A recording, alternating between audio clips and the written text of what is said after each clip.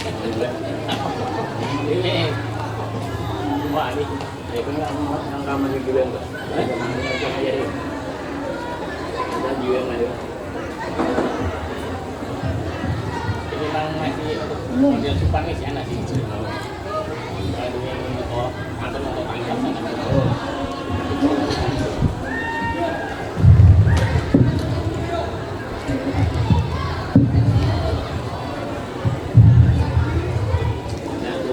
Pemuda pendiri peradaban bangsa.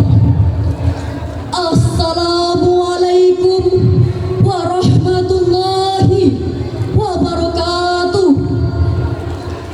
Selamat pagi dan salam sejahtera bagi kita semua. Alhamdulillah, alhamdulillahirabbil alamin. Wassalatu wassalamu ala asrafil anbiya'i wal mursalin Sayyidina Muhammadin wa ala alihi wa sahbihi ajmain, amma ba'du. Hadratal muhtarmin, para alim ulama, yang terhormat Dewan Juri Lomba Pidato yang adil dan bijaksana, yang saya hormati Bapak dan Ibu Guru, serta tidak lupa kepada teman sekaligus pemuda-pemudi generasi masa depan bangsa. Pertama dan yang paling utama, marilah kita panjatkan puji dan syukur kehadirat Allah Subhanahu wa Ta'ala, Tuhan semesta alam, karena kita masih diberikan rahmat dan nikmatnya kepada kita semua, terutama nikmat iman dan Islam, sehingga kita masih dapat melaksanakan lomba pidato dalam memperingati Hari Sumpah Pemuda dalam keadaan sehat tanpa kekurangan apapun. Tak lupa salawat serta salam kita haturkan kepada junjungan Nabi besar kita Muhammad Sallallahu Alaihi Wasallam beserta keluarga-keluarganya, sahabat-sahabatnya, dan pengikut-pengikutnya sampai yaumul qiyamah. Amin ya rabbal alamin. Pada kesempatan kali ini, saya Tina, perwakilan dari 11 IPS 3, akan menyampaikan pidato yang bertema membangun generasi muda. Hadirin yang berbahagia, masa muda adalah masa yang penuh dengan warna kehidupan, penuh dengan harapan, memiliki fisik yang kuat, memiliki fisik dan mental yang masih akurat. Pemuda laksana bara api yang masih berkobar.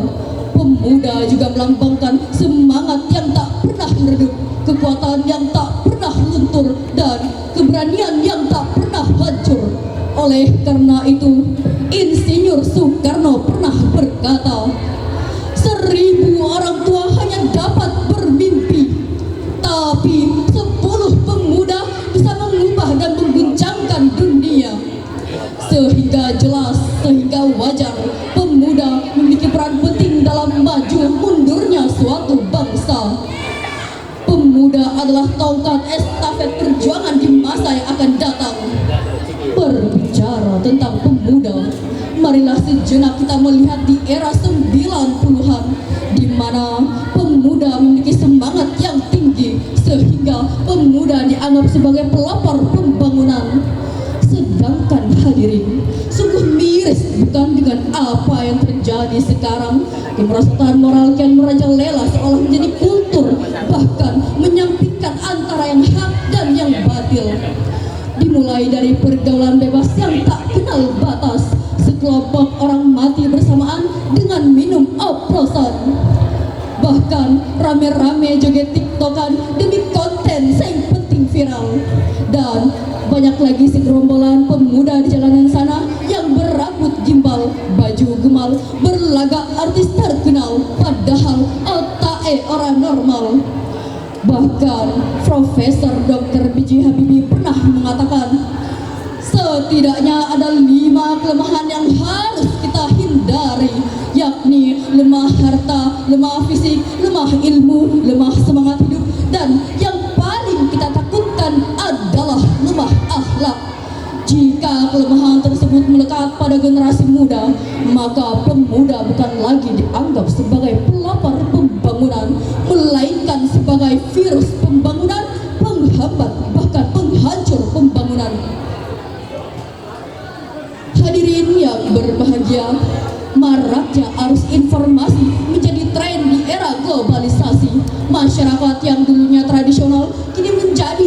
sosial dan literal.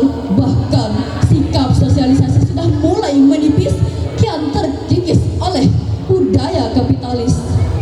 Dulu bola bekel dijadikan mainan, sekarang Mobile Legends dijadikan andalan. Bahkan sekarang tontonan dijadikan tuntunan, malah tuntunan dijadikan sebuah tontonan. Nauzubillah min zalik. Inilah potret kehidupan yang dilakukan oleh generasi muda sekarang. Oleh karena itu, mari kita berjuang demi membangun generasi muda. Teman-teman, generasi Indonesia dulu terkenal dengan gotong royongnya, terkenal dengan toleransinya, terkenal dengan kerjasamanya. Namun yang terjadi saat ini, khususnya pemuda, justru tingkat gengsi yang terjadi pada moral kita sangat-sangat drastis. Akhlaknya merosot. Pemuda yang disematkan kepada kita identik dengan generasi micin, generasi TikTok. Nyanyi layaknya suara bagus, tampilan oke, cantik, tapi tanpa rasa malu. Itu semua hanya abal-abal. Hadirin yang berbahagia, waspada dan camkanlah ahli strategi dunia. Para ulama mengatakan dan selalu mengingatkan bahwa untuk melemahkan dan melunakkan suatu bangsanya, cara yang paling tepat dan tepat adalah dengan mempengaruhi pemuda-pemudinya agar hilang toleransinya, agar menurun etikanya, dan semua itu sedang terjadi saat ini. Maka dari itu, mari kita tegakkan teori Bung Karno, berdaulat dalam politik, berbidang dalam ekonomi, dan berkepribadian dalam berbudaya. Dan generasi zaman sekarang harus berani tampil di depan, harus jadi pelopor bukan pengekor. Karena bangsa dan negeri ini tidak butuh orang pintar, tapi pemuda yang tumbuh di era reformasi dengan dibentuk pendidikan, pengalaman, dan lingkungan. Ingat saudara-saudara, Indonesia menanti karya-karya terbaik, hasil pemuda-pemudi terbaik. Dewan Juri Lomba Pidato yang Adil dan Bijaksana. Demikianlah pidato pada peringatan Hari Sumpah Pemuda. Semoga generasi sekarang bisa membawa dirinya menjadi manusia hebat dan membuktikan bahwa Indonesia mempunyai generasi yang membawa pengaruh besar bagi Indonesia dan dunia. Sekian pidato yang dapat saya sampaikan. Mohon maaf jika ada kekurangan bertutur kata dan kekurangan, karena sesungguhnya kesempurnaan hanyalah milik Allah Subhanahu wa Ta'ala.